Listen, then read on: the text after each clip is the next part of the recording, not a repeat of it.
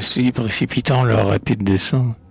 par ces routes étroites, encaissées et glissantes, depuis longtemps, suivant leur chef et sans broncher, faisant rouler sous eux le sable et le rocher,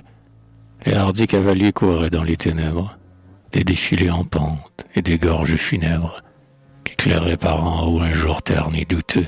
lorsque, subitement, s'effondrant devant eux, la montagne s'ouvrit sur le ciel comme une arche, gigantesque, et, surpris au milieu de leur marche, comme s'ils sortaient d'une noire prison, dans leurs yeux aveuglés l'espace, l'horizon, l'immensité du vide et la grandeur du gouffre se mêlèrent, abîme éblouissant. Le soufre, l'eau bouillante, la lave et les feux souterrains, soulevant son échine et crevassant ses reins, avaient ouvert, après des siècles de bataille, au flanc du mont obscur cette splendide entaille. Et, la terre manquant sous eux, les conquérants, sur la corniche étroite ayant serré leurs rangs, chevaux et cavaliers brusquement firent halte. Les Andes étageaient leurs gradins de basalte, de porphyre, de grès, d'ardoise et de granit, jusqu'à l'ultime assise où le roc qui finit, sous le linceul neigeux n'apparaît que par place.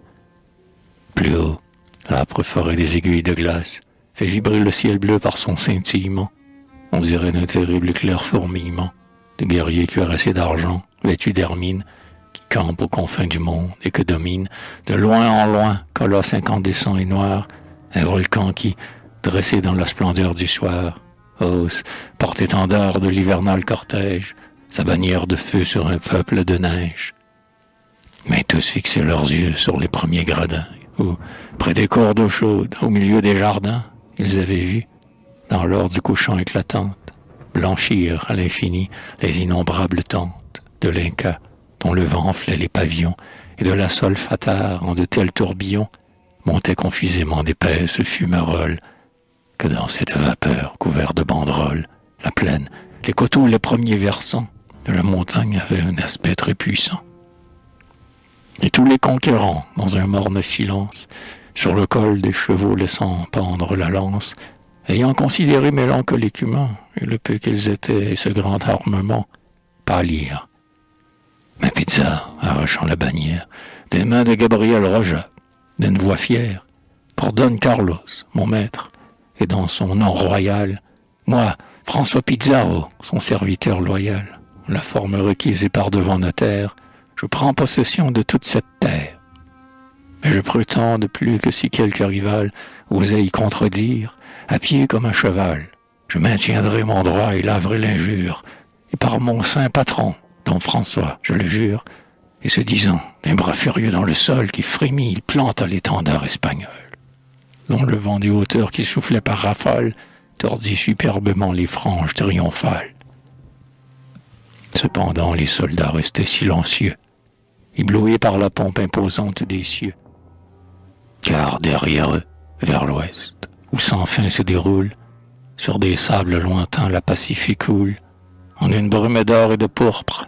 linceul, rougi du sang d'un dieu, sombrait l'antique aïeul, celui qui régnait sur ces tentes sans nombre. En face, la Sierra se dressait haute et sombre. Mais quand l'astre royal dans les flots se noya, d'un seul coup, la montagne entière flamboya, de la base au sommet, et les ombres des Andes, gagnant Caxamarca, s'allongèrent plus grandes.